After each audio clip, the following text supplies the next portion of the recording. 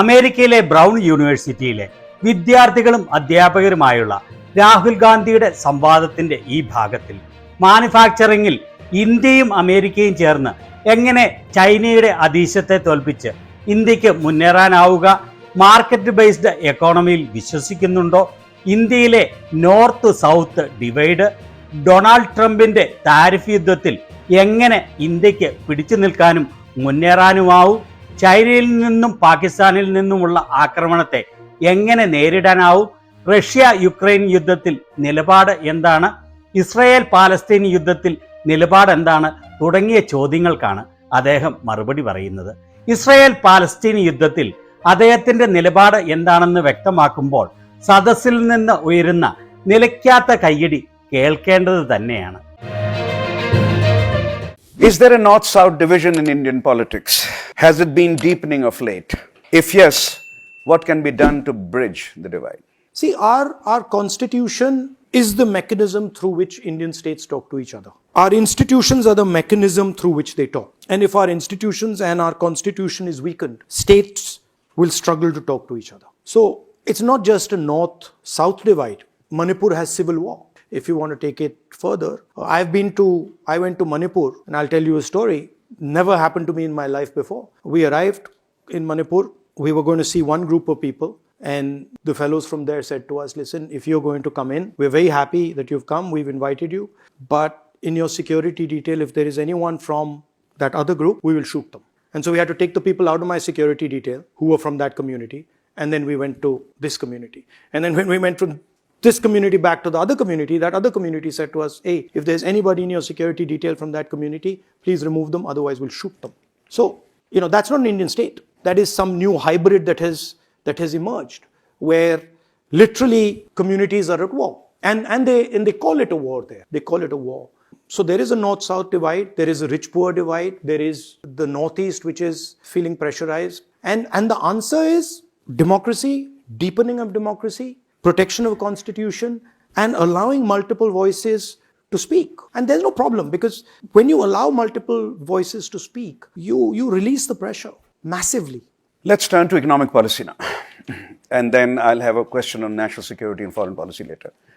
We have 10 minutes left for this section.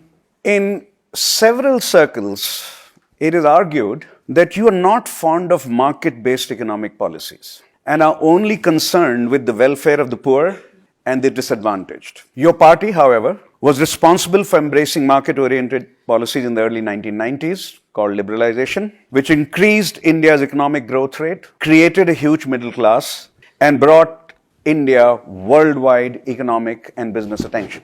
What is your view of markets? Are they necessary for India's forward economic march? Can we achieve higher social welfare, about which you've talked so much, without market-oriented economic growth? I mean, they're absolutely necessary. I'm certainly not against markets. I'm against monopolization. And I'm against monopolization anywhere. My argument about the economic strategy of the BJP is essentially that you're giving way too much to few people. Again, I have the numbers here. 1% of our population owns 40% of our wealth. You simply are not going to develop the country like that. So I'm not against markets at all. I'm against unfair competition. I'm against capture of economic systems. And that's exactly the argument I'm making on caste. I'm of the view that a small section of society should not control the entire ecosystem, whether it's in caste or whether it's in... And I think that's detrimental to the future of our country. So markets and welfare can go together? They have to go together. You can't have welfare without markets. Okay. And then it's very good to hear that, because that's not what a lot of economists that I talk to, they don't think that you're thinking about. They don't think that you're worried about. But a lot of people know what I think better than myself. This is a phenomena that people seem to understand what I think better than what I think. Okay. And there are many commentators who tend to do that. I'm very clear. The single biggest challenge in front of India today is to create a production system to compete with the Chinese, is manufacturing and the creation of jobs. India is not going to be able to do that without a market, without a liberalized economic system. And anybody who talks about social progress weakening caste structures also has to accept that you need money to do that. And the only way you're going to make money is by having a production system and by having an open, liberalized economy. How should India respond to Donald Trump's tariff policy? I mean, look, and is it responding the right way? we don't know how it's responding because they don't tell us these things. Donald Trump is negotiating. He's well within his rights to negotiate. We should negotiate right back.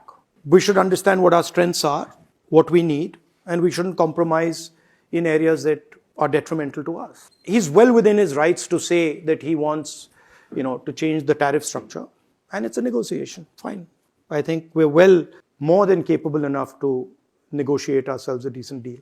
Turning to foreign policy and national security now, what are India's biggest security challenges? Does Pakistan present the biggest security challenge, or China? I would say now China and Pakistan are fused. Are fused. Yeah, they're the same. So it's the same security challenge because they're aligned together. So any conflict we have will probably involve both of them together. But the challenge that I was pointing out, the fact that we don't have a production system, we are failing in manufacturing, and we have a massive unemployment crisis. This to me plays into the external threat. So if you have a sound democratic structure, if you have institutions that are working and you have a production system that's effective, producing jobs, I don't think external forces can be much of a threat. But if you're weak internally, if you're not producing jobs for your people, then the game changes. What, in your view, should be India's position on Ukraine and Israeli-Palestinian war? Two things. I would say on Ukraine, by and large, I would be similar to what the Prime Minister is saying. We wouldn't be very different. On Palestine, I think what happened October the 7th was terrible, but what the Israeli state is doing in Gaza is reprehensible. There's no other way to say it. Just murdering innocent children, innocent civilians, that's not the way to solve these problems. And on Ukraine, you think what India has done is basically right? We would be similar. We don't like the idea of war. We don't like the fact that young Ukrainian men, young Russian men are dying. We would probably be in a similar policy position as the BJP government on that. As the current government. Yeah. One final question before we open up. India-US relations have improved a lot since the end of the Cold War. Would you like to see some changes in how India deals with the United States? China has shown the world how you can manufacture and produce in a non-democratic environment.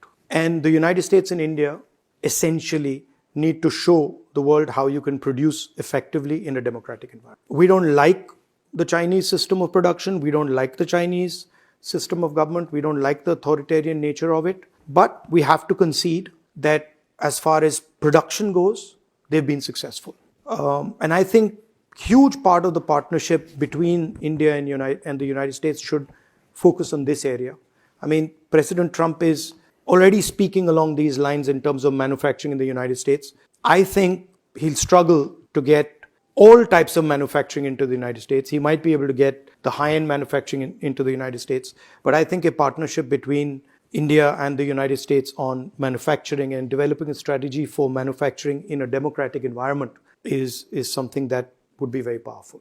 Today, our conversation is more transactional. There's a defense element, there's a strategic element with it between us, which is fine. That has to remain. But I would add this. I would say, okay, how does India, with its scale and its know-how, partner with the United States to build an alternative, a serious alternative to the Chinese manufacturing system? Thank you very much. Thank you.